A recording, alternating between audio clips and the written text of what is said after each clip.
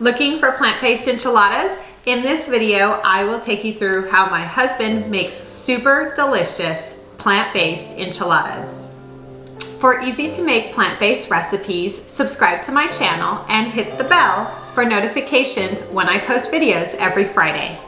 My husband and I have spent many years researching plant-based recipes, and today we want to share with you how to make plant-based enchiladas. Step 1. Preparing the tofu. Here we go. We put the tofu in the tofu presser, and if you don't have one, there's an Amazon link in the description below, and we use it so that it pushes out all the water and it soaks up the marinade better that way, and it also cooks crispier. Step 2. Making the marinade for the tofu. Michael cuts up 6 tangerines, and we use tangerines because that's what we have and we like tangerines.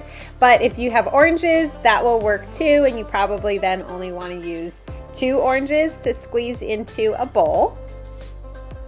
And then he uses 1 lemon and squeezes that into the bowl.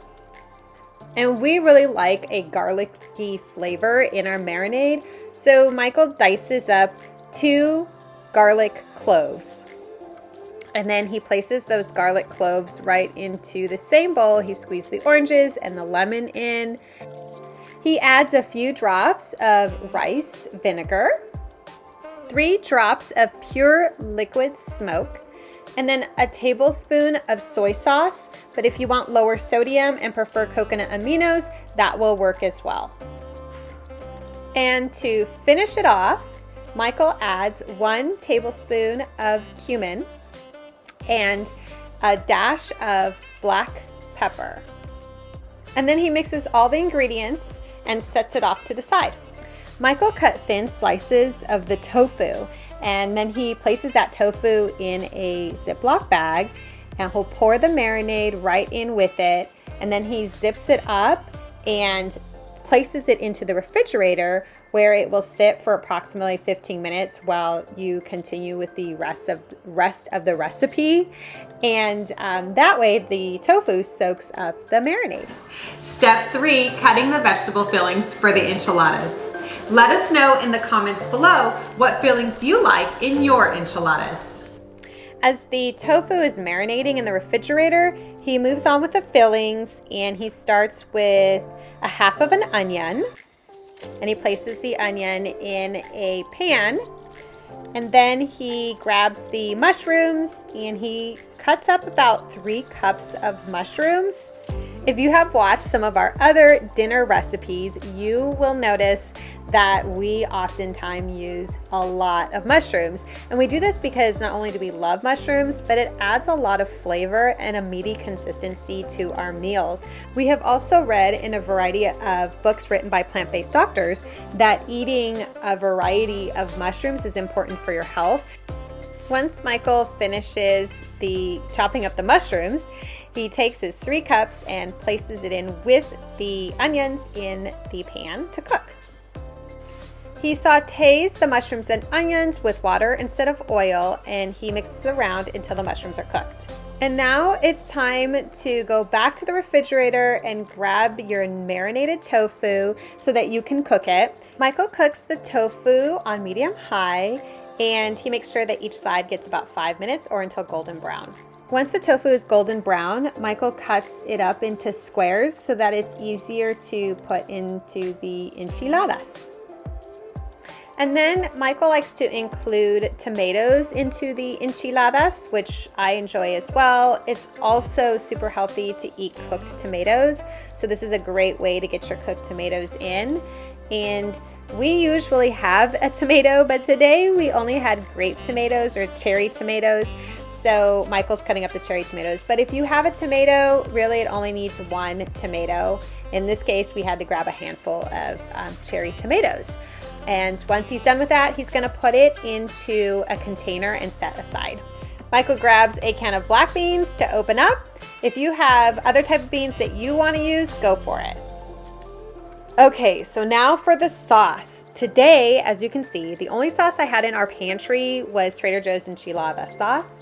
And really, that's okay if you do not mind oils. However, I dropped an Amazon link in the description for a no oil enchilada sauce, which I actually prefer. Step 4, filling the enchiladas. This part is super fun, or actually I enjoy it. Michael put the enchilada sauce in a flat bowl, which I forgot to mention earlier, sorry about that. And then he's able to stick the tortilla in that flat bowl, dip the the tortilla, soak it with enchilada sauce, and then he puts the beans and the mushrooms and the tofu right in there and rolls it right up.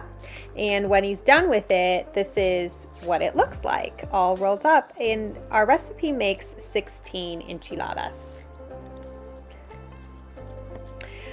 Okay, this part I don't add, but Michael likes to add, and also my son likes it. They like to add cheese on top. So we do our best to try to find the best vegan cheeses for Michael and for my son. My daughter doesn't so much like it, so we do ask, or I ask my husband when he's making enchiladas to please leave a few for me and for my daughter without cheese. But if you don't mind the cheeses, there are some options, and I have those linked in the description below. They're Amazon links. The cheese that I prefer for my son is the Miyoko Farmhouse Cheddar, but whatever cheese you feel comfortable with will work. Just keep in mind that these do have oil, so if you want a no oil option, you won't want to add these cheeses. Step 5, baking the enchiladas. You want to set your oven at 375 degrees and you want to bake for about 13 minutes. Step 6, making the guacamole. Cut up 4 avocados and scoop them out into a mixing bowl. Cut 1 lemon, and you could just squeeze the lemon juice on top of the avocados, but in my husband's case, he likes to use the lemon squeezer, and if you would like one too, there's an Amazon link below to one. Moving on to the tomatoes, cut up a half of a tomato and place it on top of the avocados into the mixing bowl. And then you want to chop up about 1/8 of an onion, probably not too much more than that, just about 1/8. And then you're going to go ahead and place that right into the mixing bowl along with your other ingredients. And now it's time for the spices. Michael likes to add some onion powder, so he just shakes it over the top, and he does the same with garlic powder. He takes the garlic powder and shakes it over the top. And last but not least, black pepper, and he likes to add just a little bit of black pepper.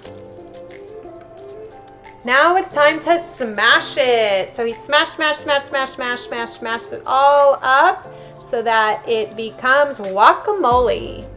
Step 7, topping the enchiladas.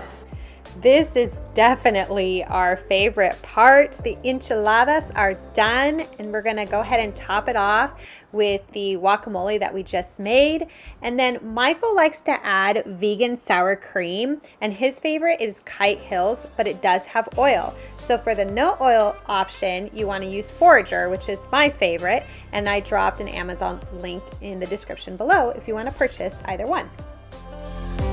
Now you know how to make enchiladas. For access to the recipe or other easy to make plant-based recipes, join our Facebook page by clicking on the Facebook link in the description below. If you enjoyed this video, take a look at some of our other easy to make plant-based meals, and don't forget to subscribe. Thank you for watching. Until next time.